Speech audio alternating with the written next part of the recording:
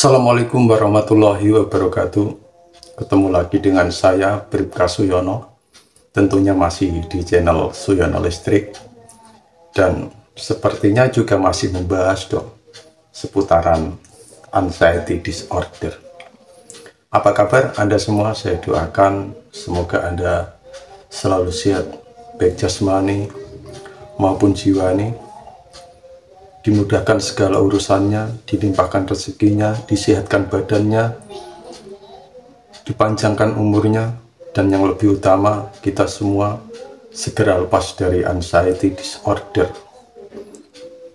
Alhamdulillah, puji syukur pada Tuhan, saat ini saya sudah merasa nyaman, sudah merasa rileks dengan berbagai terapi yang saya lakukan, baik saya mendatangi psikiater maupun saya melakukan terapi mandiri, karena semua itu harus kita lakukan, karena orang sakit itu harus berikhtiar, baik ikhtiar insani maupun ikhtiar ilahi. Ikhtiar insani ya kita berobat, terus kita minum obat, kita bisa sharing tentang keadaan kita tentunya kepada orang yang memahami. Ikhtiar ilahi ya kita selalu mendekat pada Tuhan, kita beristighfar, zikir, ya hubungan kita dengan Sang Pencipta. Setiap hari kita habiskan waktu untuk memilih berdiam diri di rumah. Sayangnya saat berdiam diri di rumah, kita selalu memikirkan masa lalu yang sudah kita tinggalkan dan mungkin saja tidak bisa kita ulangi. Kita selalu memikirkan sesuatu yang belum tentu terjadi di masa sekarang ataupun di masa mendatang. Ditambah lagi dengan kita selalu merasakan ketidaknyamanan yang ada di badan kita. Sesuatu yang sebenarnya pernah juga kita rasakan saat kita masih sehat. Misalkan batuk, pilek, pusing, dan sebagainya. Itu menjadi sangat luar biasa padahal dulu kita biasa merasakannya. Itulah yang akhirnya otak kita itu boros energi, yang menjadikan terjadi sebuah ilusi, yang akhirnya menjadikan disfungsi organ dan hormon. Apakah kita ingin begitu terus? Tanyakan pada hati kita. Ayo kita segera mengalihkan sesuatu yang lebih menyenangkan, yang lebih menenangkan. Sekarang yang sudah punya anak, cobalah pandang anak-anak kita. Belai rambutnya, cium pipinya. Berilah rasa nyaman pada anak-anak kita. Mungkin kita mengira anak-anak kita tidak mengerti dengan keadaan kita. Tapi di pikiran bawah sadar mereka, bisa saja mereka memahami keadaan kita. Jangan biarkan kebahagiaan masa-masa kecil anak kita terbengkelai. Sekarang peluk anak kita. Betapa polosnya mereka. Nah, Anda mau begitu terus? Anda nggak mau mengalihkan? Anda nggak mau cuek dengan keadaan ini? Coba tanyakan pada diri kita semua. Memang untuk cuek itu susah. Kita harus bisa mengalihkan dulu. Bagaimana cara mengalihkan kita ke sesuatu yang lain? Sekarang yang menghabiskan waktu di dalam rumah, termenung, melamun, memikirkan masa lalu, memikirkan masa datang, masa yang akan datang. Apakah Anda ingin begitu terus? Cobalah keluar rumah. Lihatlah dunia ini betapa luasnya. Betapa indahnya dunia ini. Sempatkanlah waktu kita untuk mengunjungi tempat-tempat yang membuat kita nyaman, yang membuat kita tenang, dan itu bisa mengalihkan dari pikiran kita. Walaupun tidak mudah, kalau kita melakukannya dengan sungguh-sungguh, dengan penuh semangat, dengan penuh keyakinan, saya yakin Anda nanti bisa mengalihkan itu semua, walaupun butuh waktu. Karena sesuatu di sini terus terang nggak ada yang instan. Semua butuh proses, dan yakinlah proses yang kita lakukan insya Allah tidak akan mengkhianati hasilnya. Proses yang kita lakukan dengan baik, dengan benar, dengan rasa ikhlas, saya yakin kita akan menuai hasilnya dengan baik pula.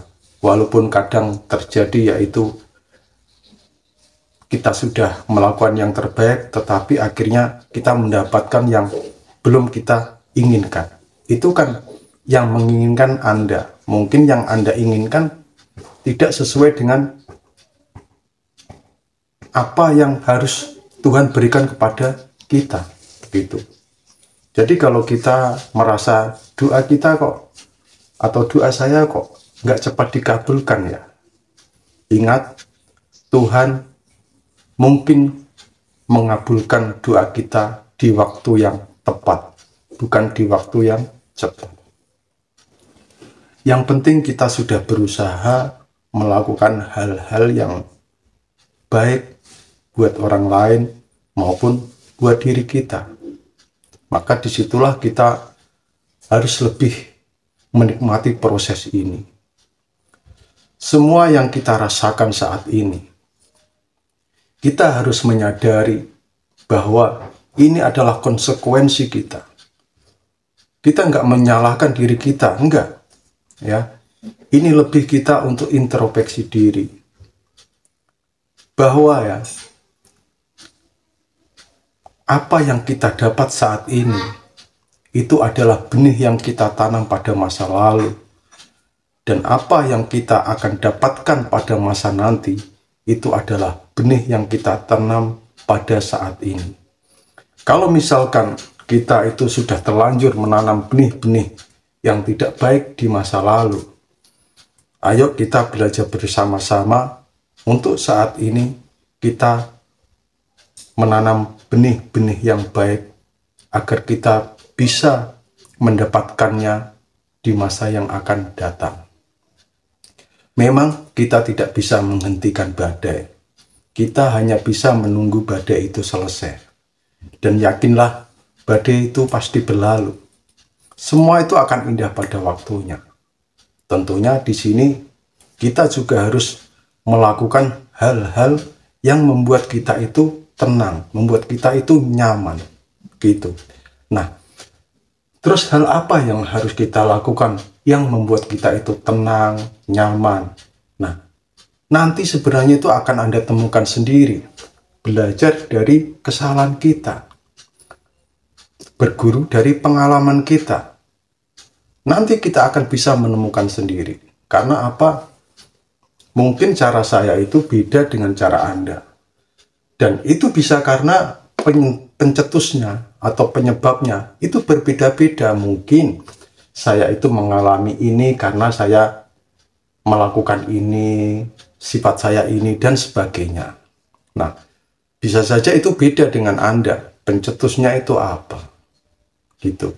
Ya, jadi ketahuilah sekarang itu otak kita itu boros energi. Energi yang kita masukkan di badan kita. Misalkan kita akan makan, itu adalah asupan energi, kita minum dan sebagainya. Nah, itu sebenarnya energi itu untuk otak dan untuk badan kita, untuk jiwa dan raga kita. Walaupun jiwa kita makanannya itu bukan nasi, tetapi makanannya itu apa yang kita lihat, apa yang kita dengar. Sesuatu energi yang kita masukkan di badan ini, itu boros di otak. Makanya badan kita itu lemah,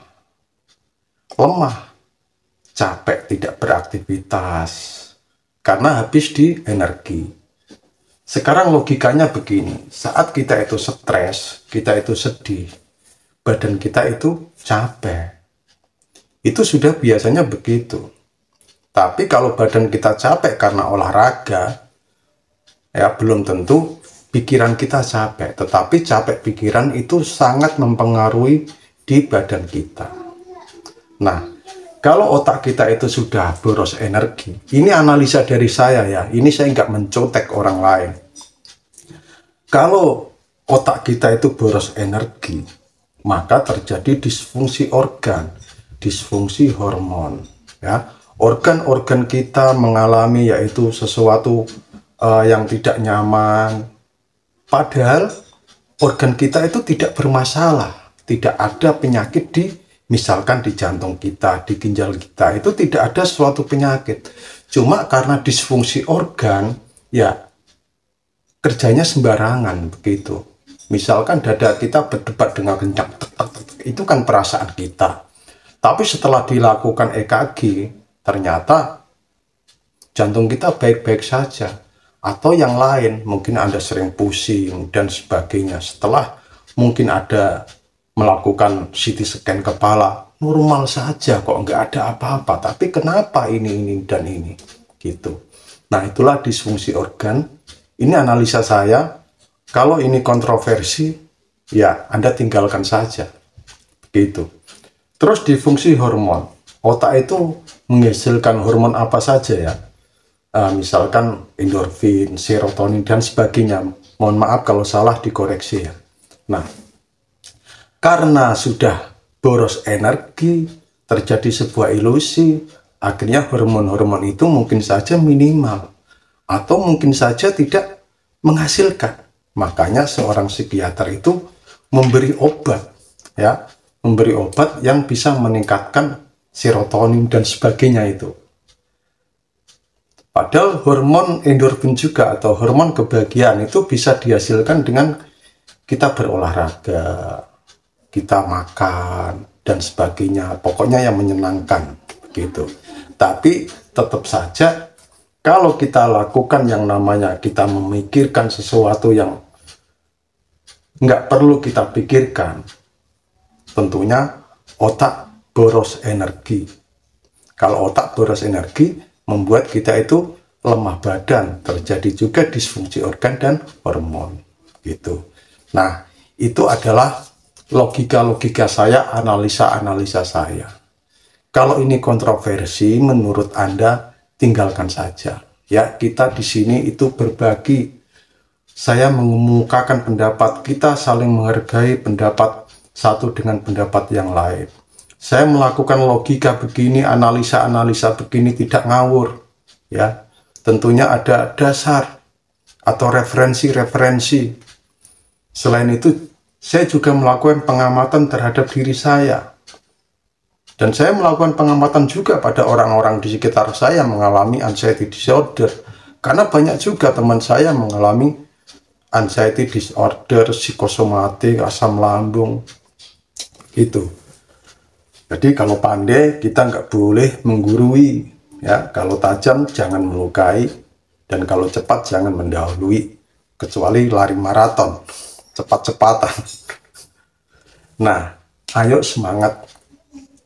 Kita tetap optimis, jangan pesimis. Yang penting kita sudah melakukan ikhtiar-ikhtiar.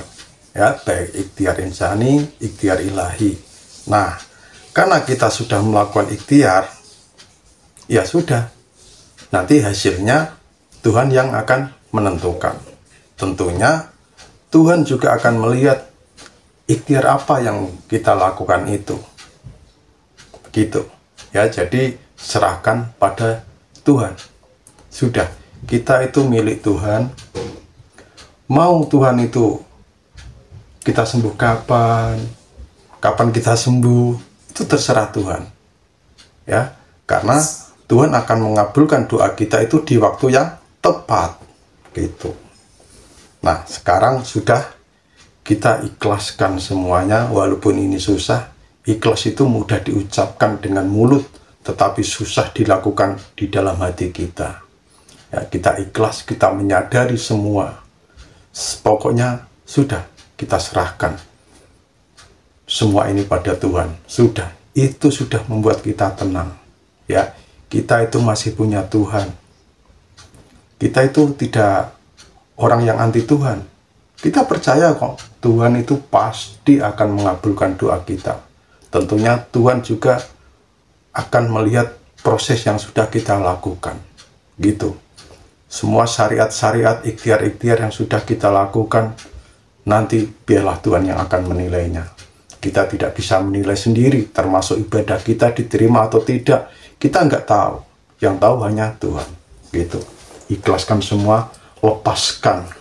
Ya. Lepaskan semuanya. Mungkin hanya itu. Salam sehat dari Bribka Suyono. Wassalamualaikum warahmatullahi wabarakatuh.